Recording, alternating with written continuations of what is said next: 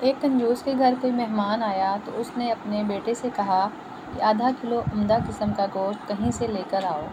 بیٹا بازار گیا اور خاصی دیر بعد خالی ہاتھ گھر لوٹ آیا۔ کنجوس باپ نے پوچھا، گوشت کہاں ہے؟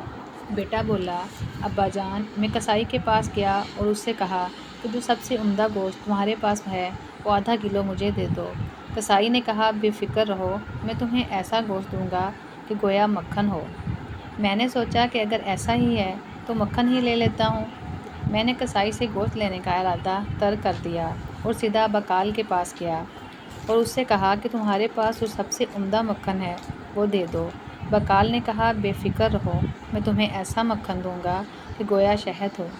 میں نے سوچا کہ اگر ایسا ہی ہے تو پھر شہد ہی خرید لیتا ہوں۔ چنانچہ میں شہد والے کے پاس گیا اور اس سے کہا کہ تمہارے پاس جو سب سے عمدہ شہد ہے وہ مجھے دے دو۔ شہد والے نے کہا، بے فکر رہو، میں تمہیں ایسا شہد دوں گا کہ گویا بالکل صاف شفاف پانی ہو۔ میں نے سوچا کہ اگر یہ قصہ ہے تو پھر پانی گھر میں ہی موجود ہے، اس لیے میں خالی ہاتھ واپس آ گیا۔ کنجوس باپ کہنے لگا، واہ بیٹے، یہ تو تم نے بہت عقل مندی سے کام لیا، مگر ایک نقصان پھر بھی کر دیا، وہ یہ کہ ایک دکان سے دوسری دکان جانے میں تمہاری جوتی گھس گئی ہوگی۔ بیٹا بولا، نہیں ابا جان، ایسا نہیں ہے، میں تو مہمان کے چپل پہن کر گیا تھا، اس لیے کوئی نقصان نہیں ہوا۔